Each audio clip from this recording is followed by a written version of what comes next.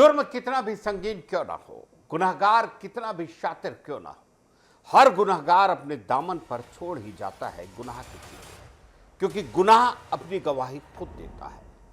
आप देख रहे हैं गुनाह के चीटे शकील साजिद के साथ।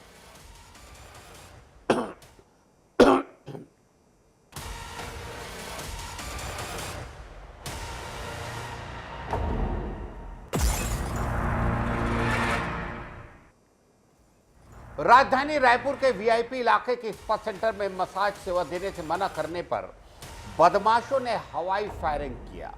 मामला सिविल लाइन थाना क्षेत्र के कटोरा तालाब इलाके का, जहां 25 फरवरी की रात करीब 10 बजे महिला द्वारा संचालित एक ब्यूटी पार्लर और स्पा सेंटर में दो नौजवान पहुंचे। बताया जा रहा है कि दुकान बंद हो चुकी थी और स्टाफ घर चुरा चुका था, लेकिन दोनों युवक जबरन स्पा सेवा देने की मांग करने लगे। संचालिका के मना करने पर आरोपी शराब के नशे में बहस करने लगे और माहौल तनावपूर्ण हो गया।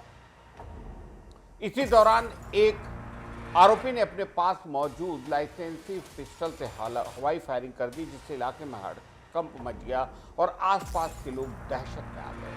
फायरिंग के बाद दोनों आरोपी मौके से फरार हो गए। घटना की जानकारी स्पा संचालिका ने अगले दिन दोपहर में पुलिस को दी। सूचना मिलते ही पुलिस सिविल लाइन थाना ने त्वरित कार्रवाई करते हुए टीम गठित की और महज 2 घंटे के भीतर दोनों आरोपियों को गिरफ्तार कर लिया।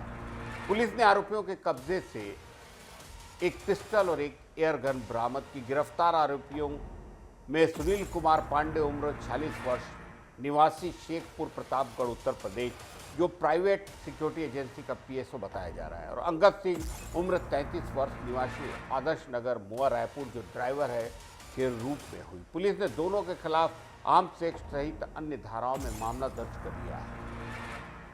पुलिस अधिकारियों का कहना है कि राजधानी में कानून व्यवस्था से खिलवाड़ करने वालों के खिलाफ सख्त से सख्त कार्रवाई की जाएगी और किसी को भी बख्शा नहीं जाएगा। लेकिन प्राइवेट सिक्योरिटी एजेंसी की मनमानियां और दबंगाई लगातार बढ़ती जा रही है, ये शहर देख रहा है।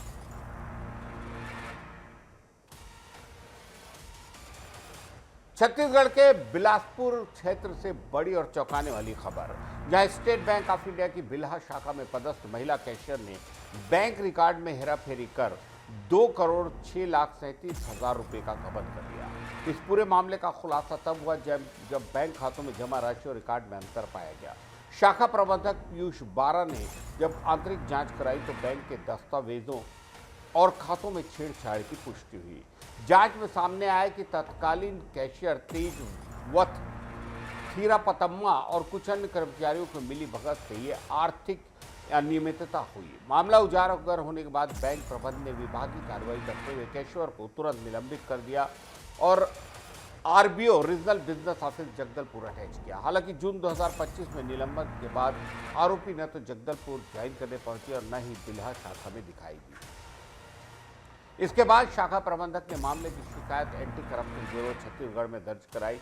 एसीबी ने 19 जनवरी 2026 को भ्रष्टाचार निवारण अधिनियम 1988 की धारा 13(1)(a), 13(2) और पीएनएस की विभिन्न धाराओं के तहत एफआईआर दर्ज की। एसीबी की टीम ने बैंक की विभागीय जांच रिपोर्ट का अध्ययन किया और दस्तावेजी साक्ष्य जुटाए।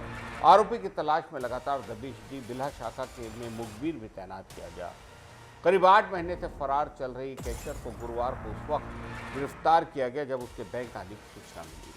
एसीबी की टीम ने तुरंत घेराबंदी कर उसे हिरासत में ले लिया।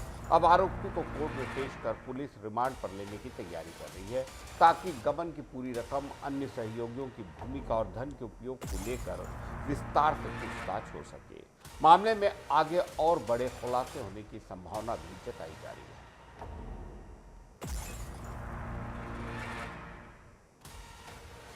उत्तर प्रदेश के मेरठ से एक सनसनीखेज हत्याकांड सामने आया है, जिसने कानून व्यवस्था पर कई प्रश्न खड़े किए।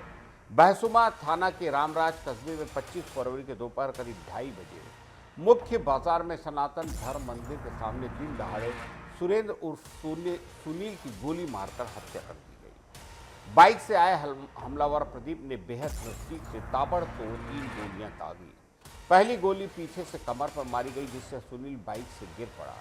इसके बाद आरोपी दौड़कर उसके पास पहुंचा और कनपट्टी से सटाकर दूसरी गोली मार दी, जिससे उसकी मौके पर ही मौत हो गई। तीसरी गोली फिर कमर पर दागी गई। वारदात के बाद आरोपी ने खुलेआम ललकार और मौके से फरार हो गया। बाजार में मौजूद लोगों में दहशत फैल गई। पुलिस जांच में सामने आया कि मृतक का आरोपी की पत्नी पूनम से प्रेम संबंध था। करीब 8 साल पहले प्रदीप और पूनम की शादी और उनकी 2 बेटियां हैं। पड़ोसियों के अनुसार दोनों के बीच अक्सर झगड़े होते थे। घरेलू कलह से परेशान होकर करीब 2 साल पहले पूनम अपने पति को छोड़कर सुनील के साथ रहने लगी थी, जबकि बेटियां प्रदीप के पास ही थी। बताया जा रहा है कि पड़ोसियों के ताने और बदनामी से आहत होकर प्रदीप ने 2 महीने पहले हत्या की साजिश रची और 3 तमंचे खरीदे। वह सुनील की गतिविधियों पर नजर रख रहा था और मौका मिलते ही वारदात को अंजाम दे दिया। हत्या के बाद पुलिस ने गन्ने के खेत में घेराबंदी कर आरोपी को पकड़ने की कोशिश की। करीब 40 मिनट तक हाई वोल्टेज ड्रामा चला। आरोपी ने पुलिस पर तमंचा तानकर धमकी दी, लेकिन समझाने के बाद उसने सरेंडर कर दिया। फिलहाल पुलिस आरोपी को गिरफ्तार कर आगे की कानूनी कार्रवाई में जुटी है, जबकि मृतक के परिजन न्याय की मांग कर रहे हैं।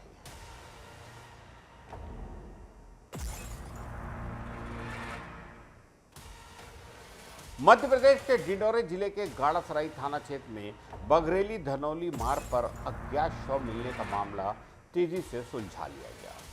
घटना के जानकारी मिलते ही पुलिस अधीक्षक वाहनी सिंह के निर्देश में पुलिस टीम, फोरेंसिक लैब और डॉग स्क्वाड ने तुरंत मौके पर जांच शुरू की। महज 8 घंटे के भीतर पुलिस ने शव की पहचान, जिसका नाम भरत लाल नंदा बताया जा रहा है। जांच में खुलासा हुआ कि हत्या पारिवारिक विवाद का नतीजा थी। मृतक के साले पारस मणि और भूरा मांझी ने एक साथी की मदद से पत्थरों से हमला कर भारत लाल नंदा की हत्या कर दी। पुलिस ने मुख्य आरोपी पारस मणि को गिरफ्तार कर कोर्ट में पेश कर उसे न्यायिक रिमांड पर जेल भेज दिया। हत्या में इस्तेमाल पत्थर भी बरामद कर लिए गए हैं। वहीं एक अन्य आरोपी अभी फरार है और उसकी तेजी से तलाश जारी है। पुलिस ने स्थानीय लोगों से अपील की है कि किसी भी संदिग्ध गतिविधि या अपराध की सूचना तुरंत पुलिस को दे। अधिकारियों का कहना है कि डिंडौरी जिले में कानून और व्यवस्था बनाए रखने के लिए सभी थानों की गहन निगरानी जारी है। घटना ने इलाके में सुरक्षा और पारिवारिक विवाद के परिणामों पर गंभीर सवाल खड़े किए हैं।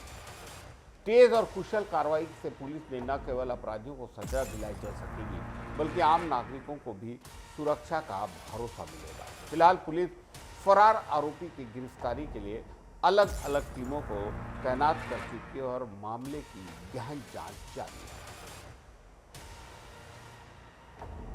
सूचना प्राप्त हुई कि बघरेली के खेत में एक लाश पड़ी हुई है, जिसके सर में चोट के निशान दिखने की जानकारी मिलने पर वहां जाके तस्दीक किया गया तो एक आई कार्ड मृतक के गले में मिला। उसके आधार पे उसको ट्रेस किया गया। ग्राम मजिया खार का होने से मजिया खार के उनके परिजन आए, उनके द्वारा ये बताया गया कि भारत नंदा नाम का है ये। फिर पूछताछ पे ये जानकारी लगी कि ये शाम को 23 तारीख की शाम को ये अपने जीजा को बैठाल के कार उसका जो साला है पारसमणि भूरा वो पारसमणि करवे मट्टा वो लेके गया है। लास्ट सीन वही देखा गया था। उस आधार पे मर्ग जांच के उपरांत उस आधार पे उसको हिरासत में लेके पूछताछ किया, जिसने घटना अपने दोस्त के साथ घटना कारित करना बताया और यह भी बताया घटना के संबंध में, मैं 23 तारीख को बहन के यहाँ खाना खाने गया था तो जीजा मेरे दारू पी के आया और विवाद करने लगा।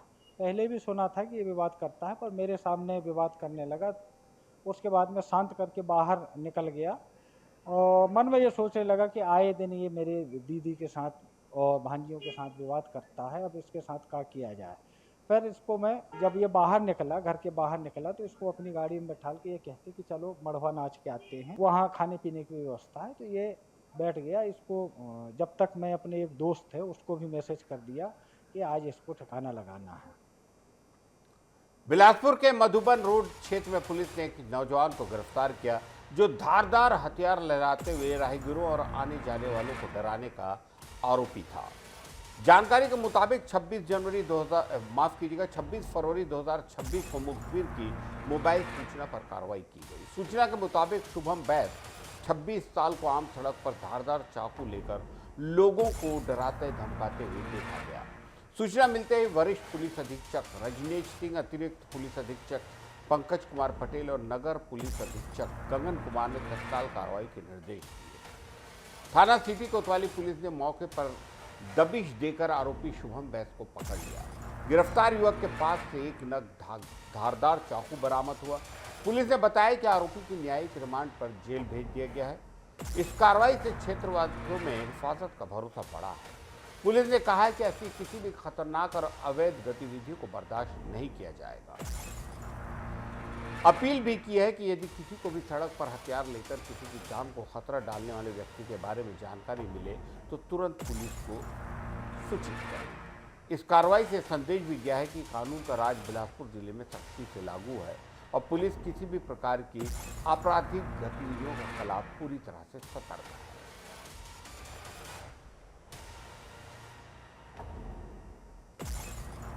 हम नियमित अंतराल पर आपको हमारा खास प्रोग्राम गुनाह के छींटे दिखाते हैं। इसे दिखाने का हमारा मकसद बिल्कुल साफ है, समाज में हो रहे अपराधों पर लगाम लगाना। क्योंकि हम समझते हैं यदि कोई सतर्क रहे, चौकन्ना रहे, सावधानी बरते, अपने आसपास के सन्नाटे में जन्म ले रही साजिशों को समझे, अंधेरे में सिमटी गुनाह की आहट को पहचाने, तो समाज में गुनाह कुछ कम हो सकता है। इसलिए देखते रहिए हमारे साथ गुनाह के छींटे। नमस्कार।